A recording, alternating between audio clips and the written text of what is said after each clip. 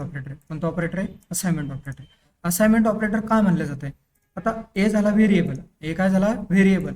हा जो 10 आहे, 10 ची पण राईट साईडची व्हॅल्यू आहे, मला कशामध्ये टाकायची? लेफ्ट साईडच्या व्हॅल्यूमध्ये. कशामध्ये टाकायचे?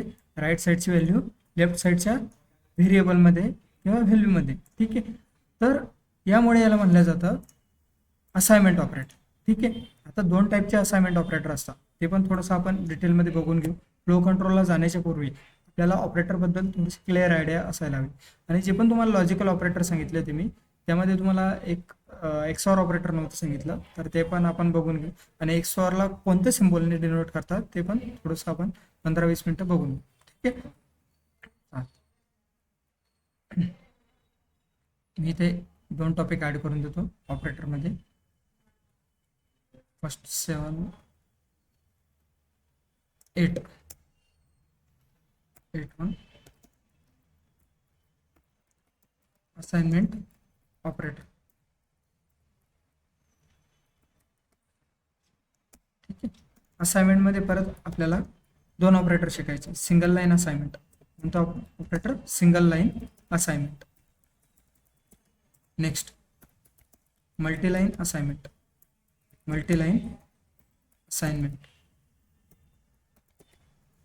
नेक्स्ट जे पण लॉजिकल ऑपरेटर होते त्यामध्ये आपण अजून एक ऑपरेटर बघणार आहोत, एक्सऑर. कोणता ऑपरेटर? एक्सऑर.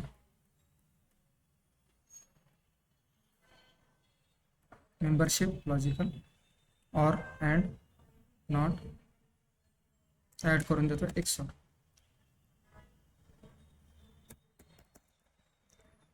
XOR operator. आता एक्सऑर ऑपरेटर सिंपल आहे.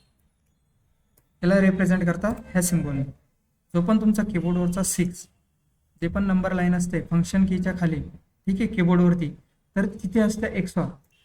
6 वरती हा सिम्बॉल असतो, तर याला म्हणायचं एक्सऑर. याला काय म्हणायचं? एक्सऑर. आता बघा एक्सऑर कसा वर्क करतो. जेव्हा पण डिफरंट असेल, ट्रू प्लस फॉल्स असेल तर आपल्याला रिझल्ट मिळणार ट्रू. डिफरंट इनपुट असेल तर आपल्याला रिझल्ट मिळेल ट्रू, अदरवाईज फॉल्स. ठीक आहे. तरी पण तुम्हाला लिहून देतो मी, true plus true equal to false. True plus true equal to false. True plus false equal to true. Next false plus true equal to true. जेव्हा पण सेम असेल, false plus false equal to false. समजतंय? जेव्हा पण दोन ऑपरंट true असेल तेव्हा आपल्याला रिझल्ट मिळेल फॉल्स. आणि जेव्हा पण दोन्ही ऑपरंट डिफरंट असेल, जसं की इथं ट्रू फॉल्स दिलं आहे, फॉल्स ट्रू, म्हणजेच डिफरंट आहे, म्हणून आपल्याला काय मिळत आहे? ट्रू. हे झालं एक्सऑर बद्दल. हे झालं एक्सऑर बद्दल. जर तुम्हाला एक्झाम्पल जर बघायचे झाले तर आपण 1-2 एक्झाम्पल लगेच तुम्हाला सांगून देतो मी. प्रिंट, हे बघा, एक्स और 10 ट्रू एक्स और ट्रू. आपल्याला रिझल्ट काय मिळेल? आता फॉल्स. काय रिझल्ट मिळेल? फॉल्स. कारण की दोन्ही पण ऑपरंट काय आहे? ट्रू आहे. आणि दोन्ही पण ऑपरंट जर ट्रू असेल तर आपल्याला रिझल्ट मिळेल फॉल्स. बघा, समजतंय? हे कशामध्ये? एक्सऑर मध्ये. आता हा जो ऑपरेटर होता एक्सऑर, हा रिअल टाइम मध्ये जास्त यूज नाही होत, म्हणून मी सांगितला नव्हता. पण तरी पण तुम्हाला जर असा डाऊट आला की सरांनी हे सांगितलेलं नाही, त्यामुळे मी हे एक्स्ट्रा थिंग्स तुम्हाला सांगून देतोय. ठीक आहे. Next print false XOR false. ठीक. बघा यामध्ये पण आपल्याला आउटपुट काय मिळत आहे? फॉल्स. काय मिळत आहे? फॉल्स. पण जेव्हा पण डिफरंट ऑपरंट्स असेल, डिफरंट ऑपरंट्स, बघा, ट्रू एक्सऑर फॉल्स, आपल्याला काय मिळेल? आता true. Print false XOR true.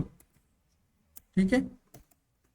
बघा लास्टचे जे दोन्ही केस आहे, जसे की true XOR false, false XOR true, आपल्याला मिळेल ट्रू ट्रू. काय मिळेल? True true. बघा, ट्रू ट्रू, फॉल्स फॉल्स. समजतंय? हे झालं एक्सऑर बद्दल. हे कशाबद्दल झालं, एक्सॉर बद्दल. त्याला मी कमेंट करून देतो. नेक्स्ट आपण शिकू असाइनमेंट ऑपरेटर. कोणतं, असाइनमेंट ऑपरेटर. आता पायथनमध्ये पॉसिबल आहे बघा की ॲट अ टाइम आपण मल्टिपल व्हेरिएबलमध्ये डेटा स्टोअर करू शकतो. ॲट अ टाइम आपण मल्टिपल व्हेरिएबलमध्ये डेटा स्टोअर करू शकतो. जसं की बघा a इक्वल टू 10k, ठीक आहे, b इक्वल टू 20. आता जर आपल्याला 2 व्हेरिएबलमध्ये डेटा स्टोअर करायचा असेल आणि हे झालं सिंगल असाइनमेंट, हे काय झालं, single line assignment.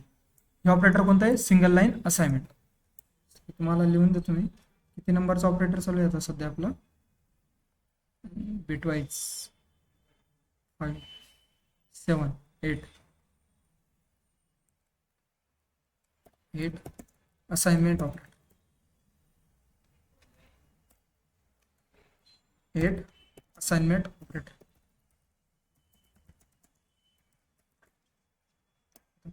Assignment operator बघा, मी जर लिहिलं a equal to 10, a equal to 10, तर हे झालं सिंगल लाईन असाइनमेंट. हे काय झालं, single line assignment, single line assignment. Next आता मल्टीलाईन असाइनमेंट कसं लिहायचं. जसं की जे पण मल्टीलाईन असाइनमेंट आहे त्याला अदर प्रोग्रामिंगमध्ये जसं की जावामध्ये म्हणलं जातं चेन असाइनमेंट. काय म्हणलं जातं, चेन असाइनमेंट. आणि यानंतर या असाइनमेंट ऑपरेटर नंतर 8 नंबर अजून आपल्याला काय ऑपरेटर बघायचे आहे, ठीक आहे. तर आजचा आपला सेशन थोडंसं अर्ध ऑपरेटरमध्येच जाईल. तर हे थोडंसं कोणतं ऑपरेटर चालू होतं, सिंगल लाईन असं, ठीक आहे. सिंगल लाईन असाइनमेंट ऑपरेटर म्हणजेच काय बघा, राईट साईडची व्हॅल्यू जेव्हा आपल्याला लेफ्ट साईडच्या व्हेरिएबलमध्ये पुट करायची असेल तेव्हा आपण कोणतं ऑपरेटर यूज करणार, single line assignment operator. Next हे झालं single line assignment. Next multiline assignment, multiline assignment.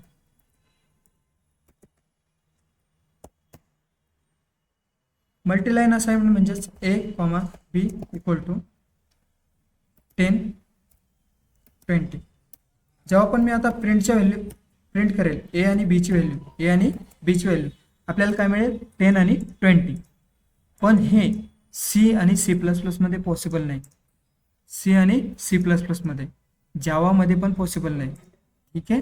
जावामध्ये याला अल्टरनेटिव्ह आहे चेन असाइनमेंट. कोणता असाइनमेंट, चेन असाइनमेंट. हे लक्षात ठेवा. आता बघा आउटपुटमध्ये 10 and 20 काय येत आहे, 10 and 20 आलं. हे झालं, याला म्हणतात मल्टीलाईन असाइनमेंट. आणि हे जे 10 and 20 आहे इथे आपण व्हेरिएबल पण देऊ शकतो, जसं की x, y. आणि मी x ची व्हॅल्यू जर लिहिली, x equal to 1, y equal to 2. आता a आणि b ची व्हॅल्यू किती होईल, ऑटोमॅटिकली 1 and 2, करेक्ट आहे का नाही. आपल्याला आउटपुट काय मिळेल, 1 and 2. समजतंय. हे झालं असाइनमेंट ऑपरेटर बद्दल, ठीक आहे.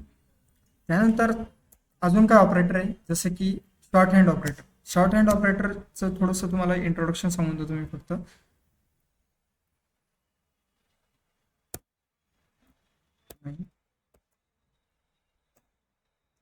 Short hand operator, short hand operator. त्याला शॉर्ट हँड ऑपरेटर का म्हणता बघा. आता इथे प्लस कंबाईन असतं, इक्वल टू सोबत असाइनमेंट सोबत यूज केलं जातं. याला अजून कंबाईन असाइनमेंट पण म्हणलं जातं. याला काय म्हणलं जातं अजून, combine assignment operator, combine assignment operator. बघा a equal to 10, a equal to 10, a plus equal to 20. म्हणजे मी काय केलं, ए मध्ये ऑलरेडी व्हॅल्यू किती होती, 10. नंतर नेक्स्ट आता याचं लॉंग टर्म जे पण हे एक्सप्रेशन आहे याचा मिनिंग काय, ॲक्च्युअल मिनिंग काय मी तुम्हाला सांगतो. A equal to A plus 20, A plus 20. समजतंय. हे असाइनमेंट ऑपरेटर. कोणतं? शॉर्ट हँड असाइनमेंट किंवा कंबाईन असाइनमेंट ऑपरेटर. याला काय म्हणायचं? शॉर्ट हँड ऑपरेटर किंवा कंबाईन असाइनमेंट. आणि ह्या जो पूर्ण फॉर्म आहे त्याला शॉर्ट फॉर्ममध्ये जर लिहायचं असेल तर आपण कसं लिहिणार? A plus equal to 20. मग हे पॉसिबल आहे मल्टिप्लिकेशन सोबत पण. बघा, A minus equal to 20, A into equal to 3, परत A divide by equal to 1, A floor division equal to 1, A not bitwise not equal to 1. Possible आहे का? नाही. समजतंय? एवढे ऑपरेटर आपण फक्त यूज करू शकतो as a short hand operator, as a short hand operator. पण हे ऑपरेटर अजून नॉटवरती पॉसिबल नाही, कारण की नॉटमध्ये एकच ऑपरेंड असतं. ठीक आहे. नेक्स्ट आता आपण बघू. A left shift equal to 12. Possible आहे? यस, पॉसिबल आहे. A right shift equal to 3. Possible आहे. करेक्ट आहे. नंतर ऑर सोबत A or operator bitwise or equal to 1. Possible आहे. A bitwise and equal to 2. Possible आहे. Yes, correct. समजतंय? जेव्हा पण तुम्हाला अशी शॉर्ट हँड ऑपरेटर दिसेल तर नर्वस नाही व्हायचं आणि की बाबा हे काय, हे तर आम्ही कधी शिकलो नाही. ठीक आहे. याचा मिनिंग काय आहे? सिंपल, की पायथनमध्ये युनरी ऑपरेटर नाही. युनरी म्हणजेच काय, की आता जावा, सी प्लस प्लसमध्ये गेल्याच्या नंतर आपण जर ए इक्वल टू 10 केलं, ठीक आहे, ए इक्वल टू 10 आणि ए प्लस प्लस केलं, नंतर एची व्हॅल्यू जर प्रिंट केली तर आपल्याला 11 मिळायची. काय मिळायची? 11. म्हणजे दोनदा प्लस म्हणजेच एकदा इन्क्रीमेंट. असं होतं ओल्ड लँग्वेजेसमध्ये, सी प्लस प्लस आणि जावामध्ये सुद्धा आहे. ठीक आहे. पण पायथनमध्ये हे युनरी ऑपरेटर नाही. युनरी ऑपरेटर का म्हणलं जायचं याला?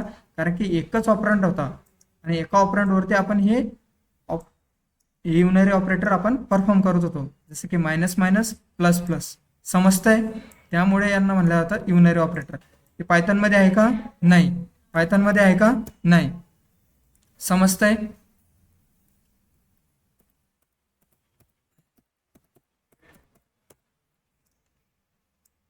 हे झाले शॉर्ट हँड ऑपरेटर. हे झाले शॉर्ट हँड ऑपरेटर. आता आपण काही एक्झाम्पल बघू, प्रोग्रामिंग एक्झाम्पल. जसं की मी इनपुट कडून घेतो 2 युजर, 2 नंबर. किती नंबर घेतो? 2 नंबर.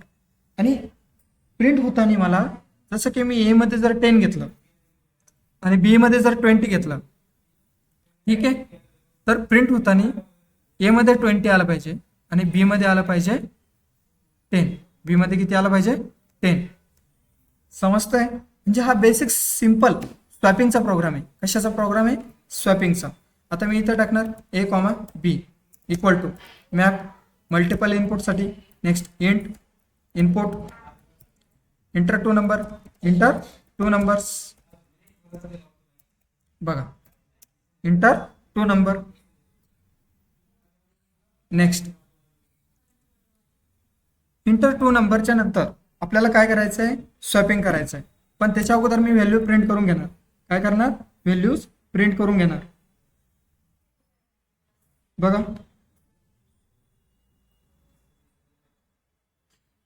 व्हॅल्यूज प्रिंट करणार. Print double quotation A equal to, मी ती वापरणार जे पण फॉर्मॅट मेथड आहे ती यूज करणार. याला म्हणायचं प्लेस होल्डर. याला काय म्हणायचं? Placeholder. Comma B equal to placeholder. Next dot format, dot format, dot फॉर्मॅटमध्ये ए कॉमा बी. हे काय झालं? Before swapping. हे काय झालं? Before swapping. Print before swapping. Next बघा, आफ्टर स्वॅपिंग, आफ्टर स्वॅपिंग. समजतंय? पण जेव्हा पण मी आता ह्या व्हॅल्यूज प्रिंट करणार, ठीक आहे, तर बघा आपल्याला आफ्टर स्वॅपिंग पण आणि बिफोर स्वॅपिंग पण सेमच मिळणार. बघा, रन करतोय मी. इथे टाकलं समजा 14 56 ए कॉमा बी, सॉरी इथं स्प्लिट, आपल्याला इथे स्प्लिट मेथड लावायला लागेल ना, काल शिकलो होतो आपण स्प्लिट फंक्शन. बघा 14 15 काय येत आहे, A equal to 14 B equal to 15, A equal to 14 B equal to 15. पण आफ्टर स्वॅपिंग काय झालं पाहिजे, ए इक्वल टू 15 आलं पाहिजे, ए इक्वल टू 15 आणि B equal to 14, B equal to 14. त्यासाठी आपल्याला इथे मध्ये लॉजिक लावावं लागेल. मग ते लॉजिक काय, हे लॉजिक काय, तोच तर पॉइंट आहे. ठीक आहे, तर आपण बघू. आता आपण असाइनमेंट ऑपरेटर शिकलो. ठीक आहे, असं केलं तर चालेल का, B comma A equal to A comma B, समजतंय, झालं सिंपल. आता ए मध्ये किती व्हॅल्यू होती स्टार्टिंगला 14, सपोज मी इथं दिले 14 and 15, किती दिले 14 and 15, 14 15, समजतंय. आता 14 कशाची व्हॅल्यू झाली, ए ची, इथे किती 14, मग मी 14 व्हॅल्यू जी पण 14 आहे ती असाइन करेल बी मध्ये, कशामध्ये असाइन करेल, बी मध्ये, आणि बी मध्ये 15 आहे ती असाइन करेल ए मध्ये. समजतंय, हॅलो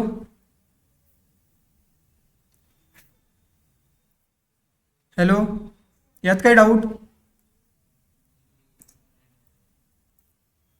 बघा रन होताना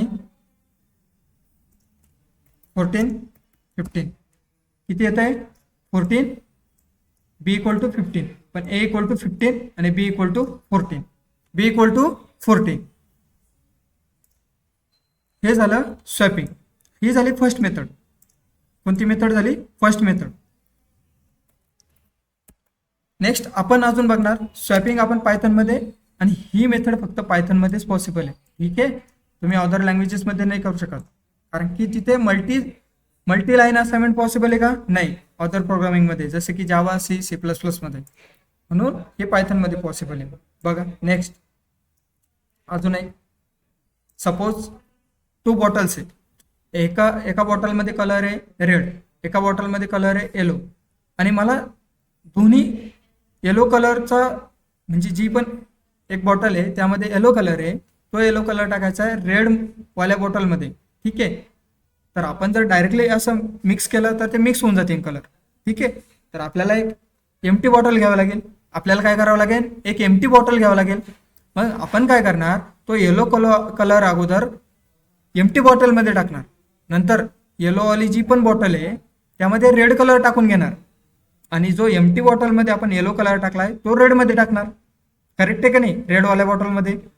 म्हणजेच मी इथे यूज करणार थर्ड व्हेरिएबल. थर्ड व्हेरिएबल म्हणजेच काय, एक एम्प्टी व्हेरिएबल. समजतंय, तो पण एक वे झाला. बघा टी म्हणजेच एक टेम्पररी व्हेरिएबल घेतलं, याच्यामध्ये मी काय केलं, ए ची व्हॅल्यू टाकणार. कशाची व्हॅल्यू टाकणार, ए ची. मग आता ए एम्प्टी झाला, मग ए एम्प्टी झाल्याच्या नंतर ए मध्ये मी टाकणार बी ची व्हॅल्यू. समजतंय, मग आता बी एम्प्टी झाल्याच्या नंतर जी आपण ए ची व्हॅल्यू टी मध्ये टाकली होती ती टी ची व्हॅल्यू मी परत बी मध्ये टाकणार. झालं सिंपल. बघा करेक्ट येत आहे आउटपुट 14 13. आता A equal to 14 B equal to 13, आणि आफ्टर स्वॅपिंग काय होत आहे, A equal to 13 B equal to 14. समजतंय, हॅलो या कर. ठीक, हे झालं स्वॅपिंग. हे कशात झालं, स्वॅपिंगचं. अजून स्वॅपिंगला काही अल्टरनेट वे ते पण आपण बघू. ठीक आहे, बघा अल्टरनेट वे कोणकोणते अजून. नेक्स्ट थर्ड वे, हा झाला आपला सेकंड वे. हा काय झाला आपला सेकंड वे. सेकंड वे हा झाला आपला फर्स्ट वे. First way.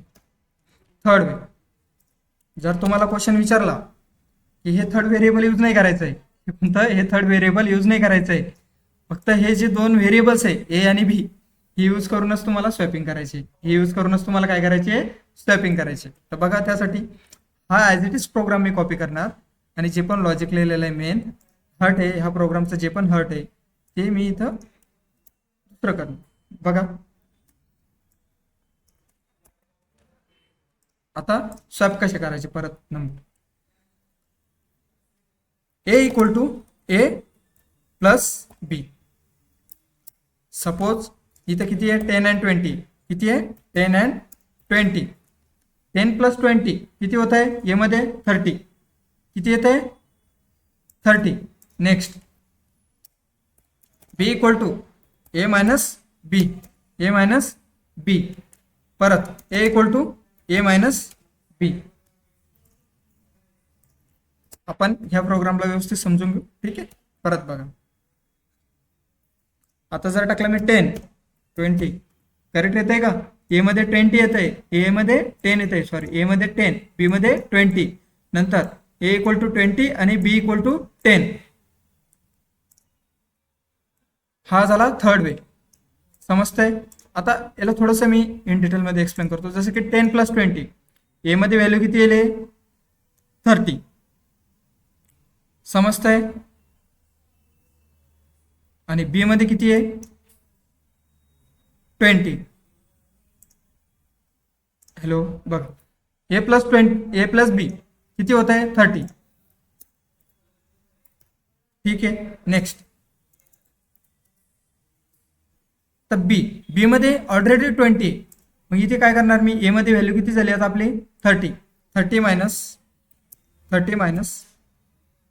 20 बी मध्ये व्हॅल्यू किती झाली फायनल व्हॅल्यू 10 किती झाली 10 समजतंय. नेक्स्ट ए मध्ये किती व्हॅल्यू आहे आपली 30 मग 30 मायनस बी मध्ये किती आता 10 आहे किती आहे 10 आहे बघा 30 मायनस बी मध्ये किती आहे 10 किती येत आहे 20 बी ची व्हॅल्यू किती झाली फायनल व्हॅल्यू 10 ए ची व्हॅल्यू किती झाली 20 समजतंय. हे बघा अगोदर ए ची व्हॅल्यू किती होती 10 आणि नंतर 20 व्हॅल्यू कशाची होती बी ची पण ती बी ची व्हॅल्यू आता किती झाली 10 आणि ए ची व्हॅल्यू किती झाली 20. Simple logic. बघा आउटपुट करेक्ट येते का नाही 2 3 ठीक आहे.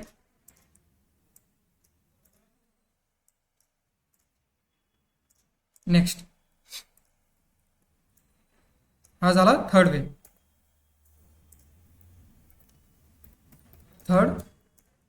Way of swapping two numbers. Okay next आपण आता बघणार आहोत अजून एक एक्झाम्पल फेमस इंटरव्ह्यू क्वेश्चन आहे जसं की चेक पॅलिंड्रोम ऑर नॉट. जसं की एक मी वर्ड दिला सपोज एक वर्ड दिला मी मॅडम नावाचा MADAM एक युजरला इनपुट दिलं MADAM ठीक आहे. जेव्हा पण ह्या वर्डला मी रिव्हर्स करेल काय करेल रिव्हर्स करेल तर सेमच येणार मॅडम. अजून काय वर्ड घेतले जसं की अण्णा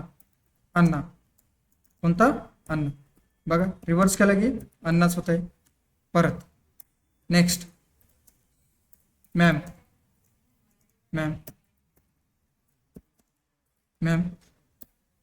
करेक्ट आहे का नाही. तर बघा मॅडम अण्णा मॅम तुम्ही स्टार्टिंगपासून एंडपर्यंत रीड करा एंडपासून स्टार्टिंगपर्यंत रीड करा सेमच. तर अशा वर्ड्सला म्हणायचं पॅलिंड्रोम वर्ड्स किंवा पॅलिंड्रोम नंबर म्हणजे नंबर पण असं असते नंबर पण असतं असे जसं की 1 to 1 स्टार्टिंगपासून एंडपर्यंत रीड करा एंडपासून स्टार्टिंगपर्यंत रीड करा 1 to 1च. तर अशा नंबर्सला म्हणतात पॅलिंड्रोम नंबर आणि अशा वर्ड्सला म्हणतात पॅलिंड्रोम वर्ड्स. पॅलिंड्रोम म्हणजेच काय बघा पॅलिंड्रोम वर्ड्स अशा वर्ड्सला काय म्हणतात पॅलिंड्रोम वर्ड्स. आता आपला टास्क काय आहे की जो पण नंबर आणि नंबर नाही वर्ड्स, ठीक आहे, जे पण वर्ड्स युजर इनपुट करेल ते आपल्याला चेक करायचे पॅलिंड्रोम आहे की नाही. मेसेज आला पाहिजे this word is not palindrome, this word is a palindrome. समजतंय? तर ती आपली रिक्वायरमेंट ते आपण बघू कसं करता येईल. आपल्याला यूज करावं लागेल टर्नरी ऑपरेटर, कारण की इथं कंडिशन चेक होती ना, कारण की 1 बाय 1 वर्ड चेक होतोय, तर त्यासाठी टर्नरी ऑपरेटर. बघा एक वर्ड घेतला युजरकडून इनपुट, आणि वर्ड हा स्ट्रिंग मध्ये, त्याला आपल्याला टाईपकास्ट करायची गरज गेंट मध्ये म्हणून नाही, म्हणून एंटर 1 वर्ड. युजरकडून इनपुट घेतलं, इनपुट घेतल्याच्या नंतर मला हा वर्ड काय करायचा आहे, चेक करायचा आहे, कम्पेअर करायचा आहे. ठीक आहे, कम्पेअर कशासोबत करायचं आहे, मी आता इथे एक लॉजिक यूज करणार, जसं की एम स्टार्टिंगला पण आहे आणि एंडिंगला पण आहे, करेक्ट आहे का नाही. परत ए मी असं म्हणू शकतो का, जर फर्स्ट अँड लास्ट कॅरेक्टर जर सेम असेल, किंवा त्यामध्ये सेकंड नंबरचं फर्स्ट अँड सेकंड जो पण कॅरेक्टर आहे आणि लास्ट अँड सेकंड तो पण कॅरेक्टर आहे, तो जर सेम असेल तर हे झालं पॅलिंड्रोम वर्ड्स. करेक्ट आहे का नाही. तर त्यासाठी आपल्याला बघा काय करावं लागेल, इफ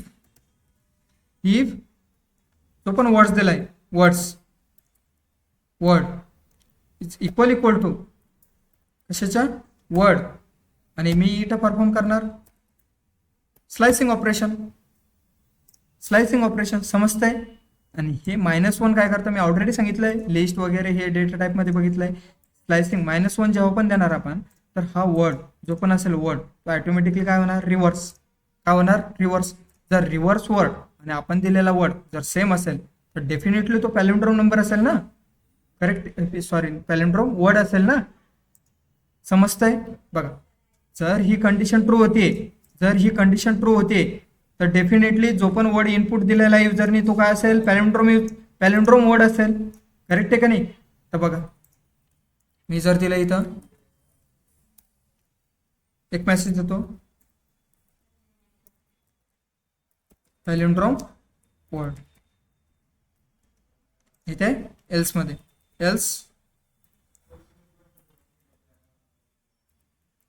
नॉट पॅलिंड्रोम वर्ड. आणि हा जो मेसेज आहे तुम्हाला स्टोअर पण करायचा आहे. काय करायचं आहे, स्टोअर करायचा आहे. तर बघा एक रिझल्ट नावाचा एक व्हेरिएबल घे, त्यामध्ये मी स्टोअर करून टाक. ठीक आहे. Next print result. बघा आउटपुट मध्ये इंटर 1 वर्ड. जसं की मी इनपुट दिलं गणेश, काय दिलं गणेश, नॉट पॅलिंड्रोम वर्ड. समजतंय. नेक्स्ट मी दिला मॅम, पॅलिंड्रोम वर्ड. करेक्ट आहे का नाही. ठीक आहे. तर असे हे बेसिक क्वेश्चन. आता आपण फ्लो कंट्रोलला स्टार्ट करू. अजून जे पण क्वेश्चन तुम्हाला मिळतील ते प्रॅक्टिस करा. ठीक आहे, ते प्रॅक्टिस करत चला.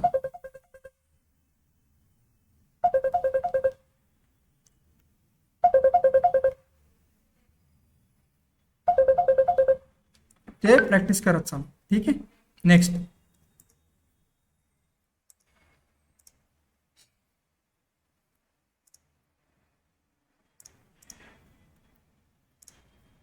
Flow control. काय फ्लो कंट्रोल. आता फ्लो कंट्रोलमध्ये फर्स्ट चॅप्टर आहे आपला सिलेक्शन स्टेटमेंट. कोणता चॅप्टर आहे, फर्स्ट सिलेक्शन स्टेटमेंट. बघा सिलेक्शन स्टेटमेंट का म्हणायचं, सिलेक्शन स्टेटमेंट ते आपण बघितलं होतं. सिलेक्शन स्टेटमेंट जेव्हा पण मल्टिपल ऑप्शन्स आहे आणि आपल्याला एखादी कंडिशन जर ट्रू झाली, आणि आपण आपल्या रिअल लाईफमध्ये पण जर हे नाही झालं तर ते म्हणजे ऑप्शन ठेवत असतो ना. जर तशी रिक्वायरमेंट आपल्याला जर प्रोग्राममध्ये जर करायची असेल, सपोज आता युजर आहे, आपण टाकलं तिथं एंटर 1 नंबर, जर युजरने एंटर नंबर नाही टाकला, अल्फाबेट टाकला, तर मग करेक्ट आहे का नाही.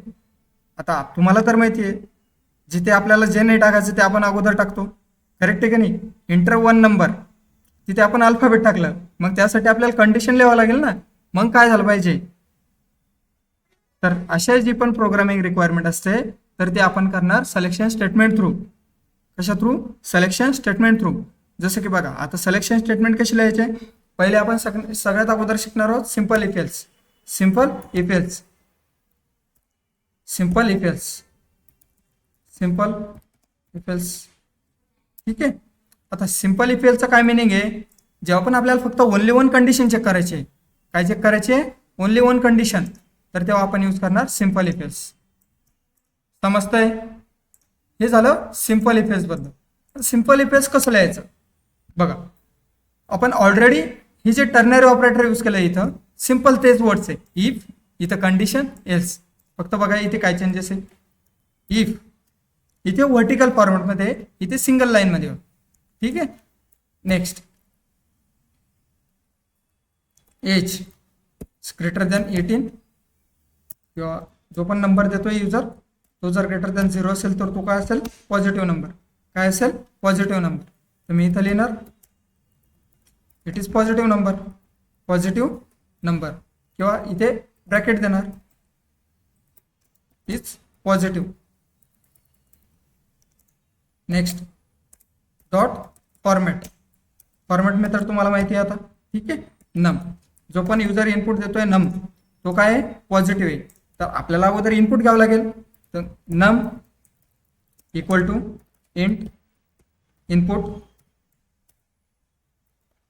Inter one number, enter one number, or sorry enter your age, नाही नंबरच, पॉझिटिव्ह चेक करतो. ठीक आहे. Number enter your, enter one number. ठीक आहे. नेक्स्ट, आता इथे समजण्यासारखं काय ते आपण बघू. जेव्हा पण आपण इफ कंडिशन यूज करणार, हा जो पार्ट आहे याला म्हणायचं इंडेंटेशन. काय म्हणायचं? इंडेंटेशन.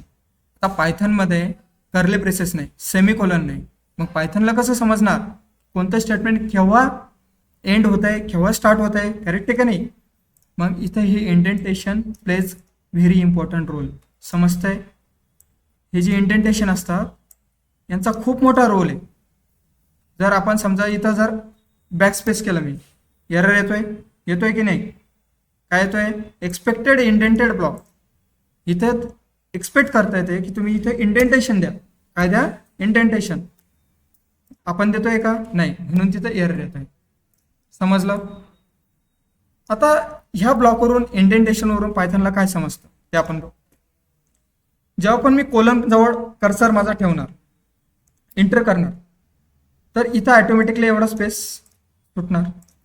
ठीक आहे. ह्या स्पेसला म्हणायचं इंडेंटेशन. करेक्ट आहे का नाही? मग हा स्पेस का सुटतो? कारण की आपल्याला सांगावं लागतं की जे पण तुम्ही इफ लिहिताय त्याचा स्कोप इथून स्टार्ट होतोय. काय स्टार्ट होतोय? स्कोप. स्कोप म्हणजेच काय? Limit, range. इफ इथून ह्या स्कोपमध्ये जर तुम्ही जे स्टेटमेंट लिहिणार तेच इफच्या आत येणार. कशाच्या आत येणार? इफच्या आत लिहिणार. समजतंय? बघा आता मी इथं देतो प्रिंट. हे झालं पॉझिटिव्ह. नेक्स्ट, आता हा इफचा ब्लॉक आहे पूर्ण. जर मी इथं अजून एकदा एंटर केलं, हा झाला इफचाच ब्लॉक, हा झाला इफचाच ब्लॉक. करेक्ट आहे का नाही? पण मला जर पॉझिटिव्ह नसेल तर मग काय पाहिजे? मग आपण लिहिणार इथं एल्स. काय लिहिणार? एल्स. बघा एल्स कुठे लिहितोय मी? एल्स कुठे लिहितोय? बरोबर इफच्या खाली. ठीक आहे. त्याला म्हणतात good programming practice. Print is negative dot format. नम, बघा आउटपुट आता.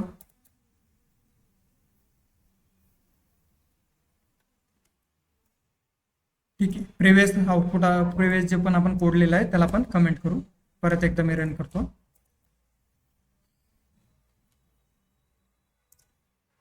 हे बघा -1 काय येत आहे? 1 इज निगेटिव्ह. समजतंय? नेक्स्ट,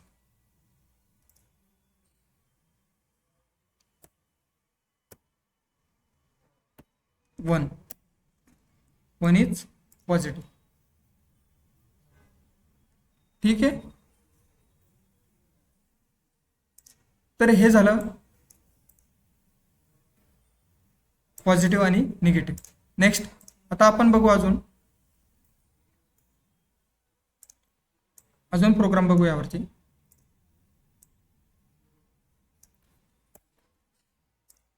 जे पण युजर कॅरेक्टर देणार, जे पण युजर काय देणार, कॅरेक्टर देणार, मला ते चेक करायचं आहे की ते वॉवेल आहे की कन्सोनंट आहे, वॉवेल आहे की कन्सोनंट आहे. ठीक आहे. इंग्लिश लेटरमध्ये 26 लेटर असतं ना, ठीक आहे, इंग्लिशमध्ये. तर ते आपल्याला त्यातून असतात, वॉवेल्स असतात, तर ते आपण चेक करू वॉवेल्स आहे कन्सोनंट आहे. तर बघा आपल्याला इनपुट घ्यावे लागेल एक वर्ड की मी घेतो character, CHAR1 equal to input enter 1 character, enter 1 character. Next character घेतल्याच्या नंतर मला चेक करायचं आहे जो पण CHAR1 आहे, CHAR1 जर इक्वल टू ए असेल, स्मॉल ए असेल, और CHAR1 इक्वल टू ए असेल, और CHAR1 इक्वल टू आय असेल, और CHAR1 इक्वल टू ओ असेल, और CHAR1 इक्वल टू यू असेल. पण हे झालं स्मॉल कॅरेक्टरसाठी फक्त. जेव्हा पण आपल्याला कॅपिटल कॅरेक्टर असेल, जसं की कॅपिटल कॅरेक्टर घ्यायचे, तर त्यासाठी पण कंडिशन द्यावं लागेल ना. हे झालं फक्त स्मॉल कॅरेक्टरसाठी. ठीक आहे. आता आपण अगोदर बघू स्मॉलचं वर्क होत आहे का, नंतर आपण बघू कॅपिटल कॅरेक्टर. त्यासाठी आपल्याला अजून कंडिशन्स द्यावं लागेल. बघा ऑर ऑपरेटर मी तुम्हाला सांगितलं होतं, लॉजिकल ऑपरेटर. जेव्हा पण आपल्याला मल्टिपल कंडिशन चेक करायचे आहे, जेव्हा पण आपल्याला काय करायचं आहे, मल्टिपल कंडिशन चेक करायचे, तेव्हा आपण यूज करणार लॉजिकल ऑपरेटर. जसं की ऑर ऑपरेटर, अँड ऑपरेटर, ते आपण बघितलं होतं. आता हे ऑर ऑपरेटरच काय यूज केलंय मी इथं. आता ऑर ऑपरेटरचं काय मिनिंग आहे की एक पण कंडिशन ट्रू झाली तर रिटर्न काय करायचं, ट्रू करायचं. समजतंय. जर यामधून एक पण कंडिशन ट्रू झाली तर रिटर्न काय करायचं, ट्रू करायचं. त्यासाठी मी ऑर ऑपरेटर लिहिलं. Print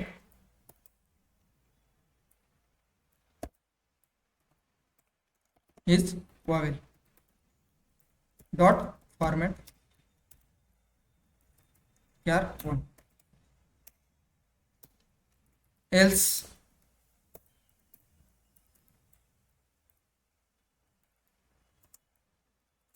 otherwise it is consonant.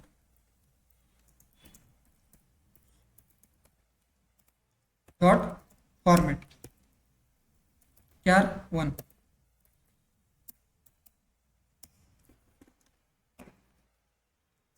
बघा इंटर 1 कॅरेक्टर टाकला A is vowel, A is vowel. जसं की टाकलं जी, काय येत आहे, जी इज कन्सोनंट. पण जर मी कॅपिटल टाकले, ठीक आहे, कॅपिटल ए, काय येत आहे, हे इज अ कन्सोनंट. समजतंय. त्यासाठी पण आपल्याला कंडिशन लिहावं लागेल. तर आपण ते बघू आता. त्यासाठी कशा कंडिशन लिहायच्या, त्यासाठी परत इथं मला ऑर ऑपरेटर यूज करावं लागेल. CHAR equal to capital A, CHAR1 equal to or character 1 equal to E, or CHAR1 equal to I, capital I, or character 1 equal to O, capital O. आता हे आपण मल्टिपल लाईन्स मध्ये लिहू. ठीक आहे.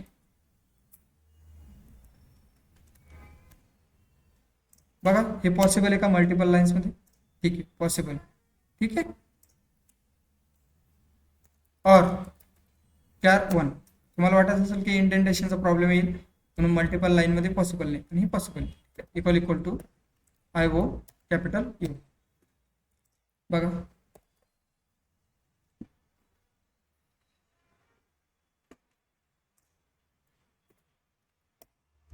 ए is vowel, परत small जर टाकला ई, करेक्ट परफेक्ट रन होता आपला प्रोग्राम. समजतंय? हे झालं सेकंड एक्झाम्पल. हे झालं सेकंड एक्झाम्पल. चेक vowel और consonant, vowel और consonant.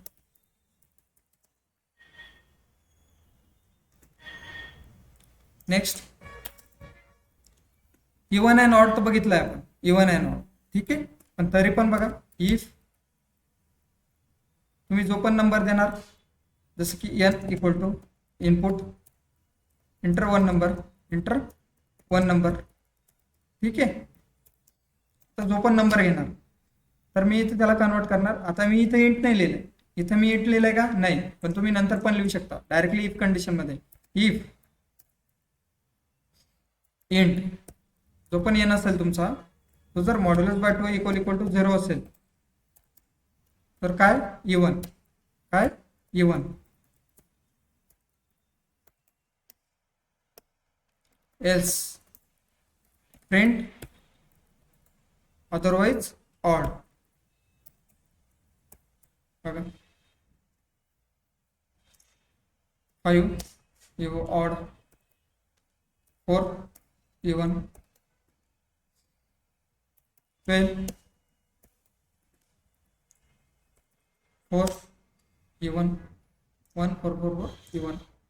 ठीक आहे. हे झाला इवन अँड ऑड नंबर्स.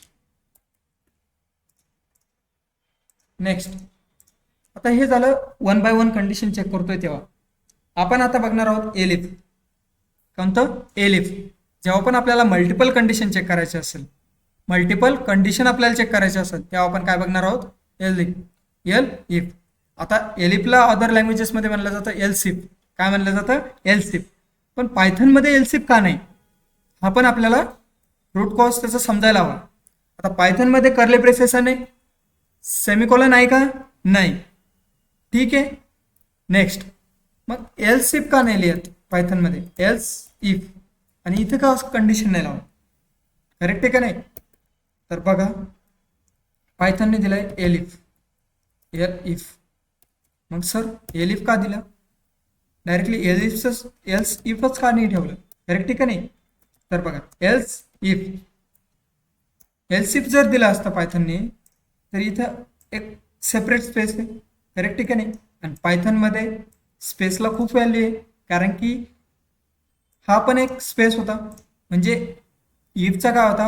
हा पूर्ण एक, म्हणजे इफचा हा ब्लॉक होता, इथून स्टार्ट होत होता ना. ठीक आहे. तसंच जर एल्स इफ दिला असतं, तर ह्या स्पेसला पण आणि दुसरा एखादा स्पेस समजला असता पायथनने, म्हणून एल्स इफ नाही दिलाय. काय दिलाय? L if. काय दिलाय? L if. आता जेव्हा पण मला मल्टिपल कंडिशन चेक करायचे आहे, तेव्हा मी काय चेक करणार? तेव्हा मी काय यूज करणार? एल्स इफ, म्हणजेच एल इफ. बघा if n equal to input enter one number. बघा एलिफ कसं यूज करायचं? If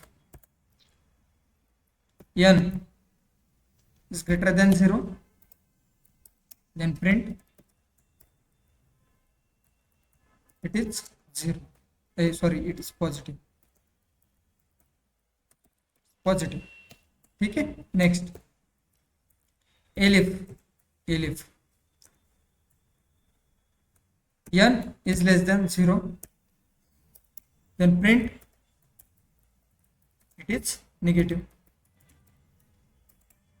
Next otherwise else, print it is 0. Correct आहे का नाही? युजर 0 पण एंटर करू शकतो ना.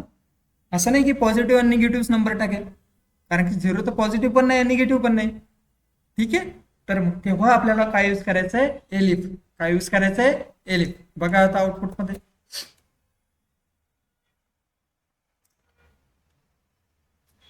-1 not supported between instances of string. काय घेतलंय, सॉरी इथं मी कन्वर्ट नाही केलाय ना एनला, इंट ओके. बघा -1 काय ते, it is negative. Next 2 it is positive. Next 0 it is 0. समजतंय, हे झालं एलिफ. जेव्हा पण आपल्याला मल्टिपल कंडिशन चेक करायचे आहे तेव्हा आपण काय चेक करणार, काय यूज करणार, एलिफ. काय यूज करणार, एलिफ. ठीक आहे. आता तुमच्यासाठी होमवर्क बघा आजचा. जे पण आपण स्वॅपिंगचे प्रोग्राम बघितले, मी 3 वे ऑलरेडी सांगितले, अजून एक 4था वे बघा कोणता आहे तो. आणि ठीक आहे, मी तुम्हाला सांगतो पण, जसं की एक्सऑर ऑपरेटर यूज करून मला स्वॅप करायचे. हा तुमच्यासाठी होमवर्क आहे. हा तुमच्यासाठी काय होमवर्क आहे, एक्सऑर ऑपरेटर यूज करून. नेक्स्ट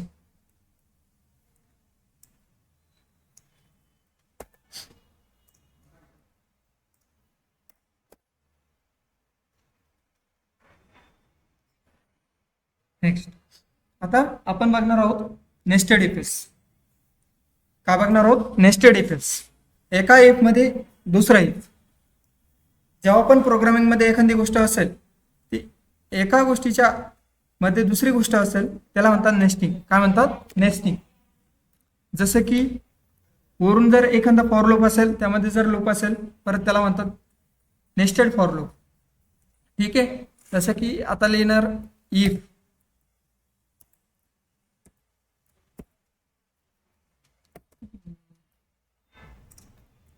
आपण एज एंटर करू, age equal to input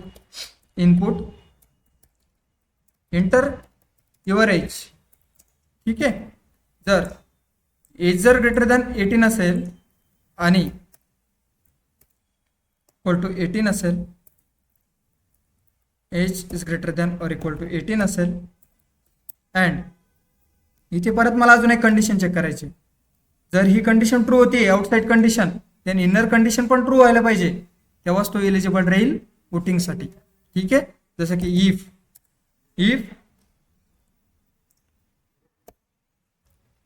has voter card. ठीक आहे. इथे देणार मी ट्रू. इथे काय देणार मी, ट्रू. जर जो पण तुमचा युजर आहे त्याच्याकडे वोटर कार्ड आहे का नाही. आणि एवढं लक्षात ठेवा, जी पण आपण कंडिशन देतो इफ मध्ये, तिचा रिझल्ट हमेशा किंवा कंटिन्युअसली ट्रू आणि फॉल्स मध्येच आला पाहिजे. ट्रू आणि फॉल्स मध्येच आला पाहिजे. ठीक आहे. जसं की तुम्ही सी मध्ये गेला तर 0 मीन्स फॉल्स, 1 मीन्स ट्रू. पण आपल्याकडे ट्रू आणि फॉल्स साठी सेपरेट डेटा टाइप्स आहे, ते आपण ऑलरेडी डिस्कस केलंय, बुलियन डेटा टाइप्स. त्यामध्ये आपण व्हॅल्यू स्टोअर करू शकतो ट्रू आणि फॉल्स. बघा, इफ हॅज वोटर कार्ड, जर ही पण कंडिशन ट्रू होत असेल तर print yes you are eligible for voting.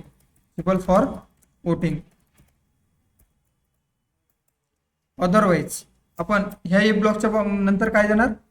आता हा जो एल्स आहे हा कशासाठी, ह्या इफ साठी. ठीक आहे. बघा, हॅज वोटर कार्ड, मी इथे काय देणार message, no you are not eligible for voting because you don't have voter card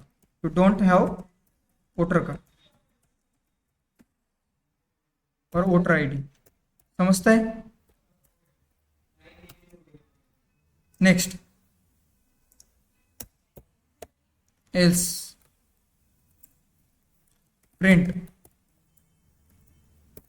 no you are not eligible for voting because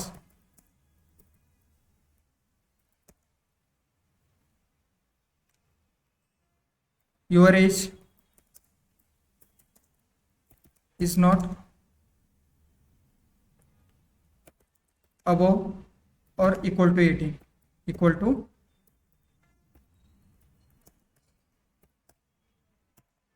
बघा आउटपुट बघा आता एज मी जर दिलं 13 काय येतंय no you are not eligible for voting because your age sorry इथं age द्यायचं राहिलं ना your age is not above 13 no you are not eligible for voting because your age is not above or equal to 18 समजतंय suppose age मी दिलं success 18 age काय दिलं 18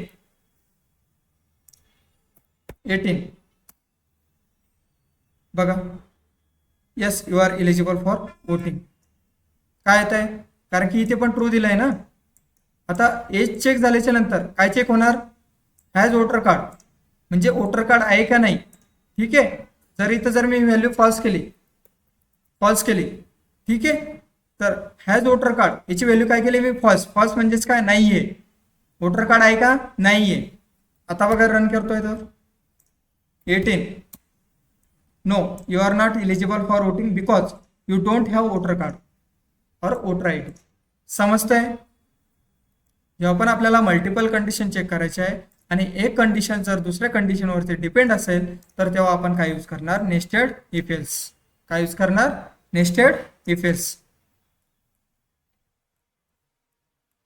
clear आहे hello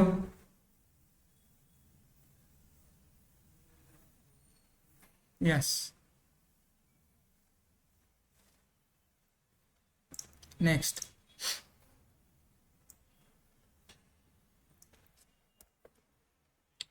हे झालं नेस्टेड इफ एल्स मग आता नेस्टेड इफ एल्स आणि लॉजिकल ऑपरेटर मध्ये काय डिफरन्स ठीक आहे नाही बघ आता जर मी लिहिलं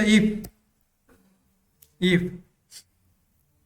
age is greater than or equal to 18 age is greater than or equal to 18 and has voter card जर ट्रू असेल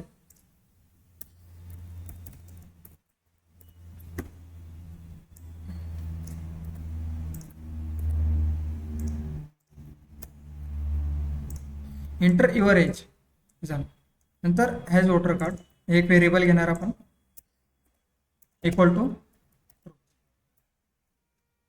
नेक्स्ट प्रिंट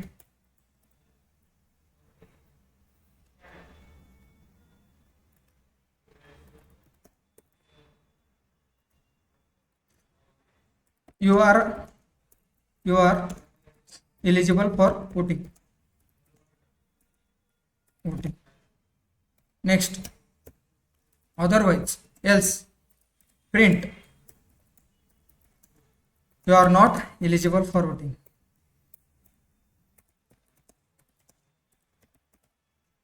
ठीक आहे बघा आता जेव्हा पण आपण नेस्टेड इफ एल्स लिहिणार तर आपल्याला जसं की एज जर ग्रेटर दॅन 18 असेल तर आपण इथं एज साठी एक सेपरेट मेसेज देऊ शकत होतो जर ही कंडिशन ट्रू नाही झाली तर एक सेपरेट मेसेज देऊ शकत होतो you are not eligible for voting because your age is not above or equal to 18 correct आहे हा परत जर वोटर कार्ड नसेल तर त्यासाठी पण आपण एक मेसेज देऊ शकत होतो ठीक आहे पण इथे आपण तसं काय आपल्याला फॅसिलिटी मिळते का नाही हा डिफरन्स आहे अँड ऑपरेटर आणि जेव्हा पण आपण नेस्टेड इफ एल्स यूज करणार नेस्टेड इफ एल्स कारण की तिथे आपल्याला एक फॅसिलिटी प्रोव्हाइड केली जाते की तुम्ही सपोज दोन गोष्टी तुम्हाला चेक करायच्या आहे आणि त्या एकमेकांवरती डिपेंड आहे एकमेकांवरती काय डिपेंड आहे आणि एखादी गोष्ट जर तुमच्याकडे अवेलेबल नाही किंवा ती कंडिशन फॉल्स होती तिच्यासाठी तुम्ही सेपरेट मेसेज देऊ शकता हे कशामध्ये पॉसिबल आहे